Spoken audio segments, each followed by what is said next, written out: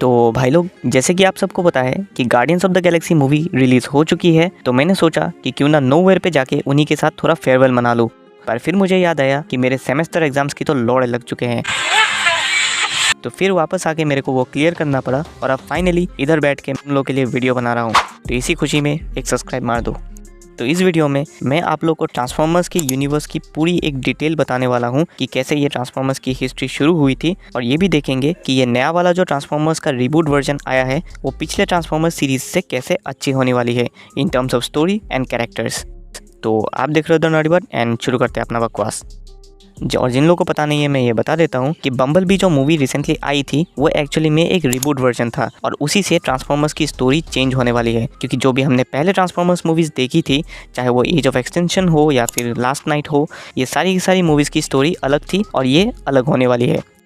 तो सबसे पहले जानते हैं कि आखिर ये ट्रांसफॉर्मर्स की ओरिजिन कहाँ से हुई थी। मतलब ये जो रोबोट्स है, ये जो आपस में बात करते हैं, इंसान जैसे सोचते हैं, तो ये सब हुआ कैसे। मतलब तो इसकी शुरुआत होती है 13.9 बिलियन ईयर्स पहले।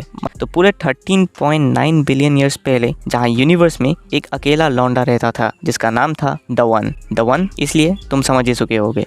और फिर उसने क्या किया, अपनी फोर्स से दो पावरफुल एंटिटीज़ को बना दिया, जिनमें से एक का नाम था प्राइमस और दूसरा यूनिक्रॉन। और यूनिक्रॉन हमें the rise of the beast के ट्रेलर में भी दिखा था, जिसका इस मूवी में एक बहुत ही बड़ा रोल होने वाला है।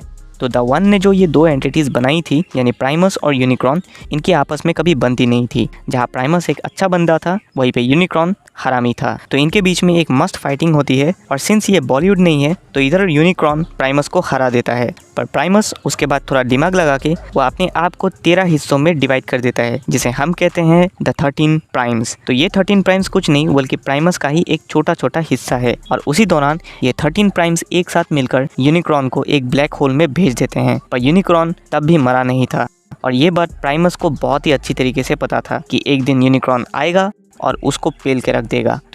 मेरे को तो ऐसा धक धक हो रहा है मेरे को। तो इसीलिए प्राइमस ने अपनी सेफ्टी के लिए वो खुद को एक प्लेनेट में ट्रांसफॉर्म कर लेता है, जिसको अभी के टाइम पर हम साइबरट्रॉन नाम से जानते हैं। और ये प्लेनेट हम लोगों ने ट्रांसफॉर्मर्स की पिछली मूवीज़ और रिसेंटली आने वाली बम्बलबी मूवी में भी देखा था। और ये वही प्लेनेट है जहाँ पे सारे ट्रांसफॉर्मर्स का जन्म हुआ था, यानी जो भी ऑटोबॉट्स हैं, डिसेप्टिकॉन्स हैं, ये सभी इसी प्लेनेट से निकल के आए थे।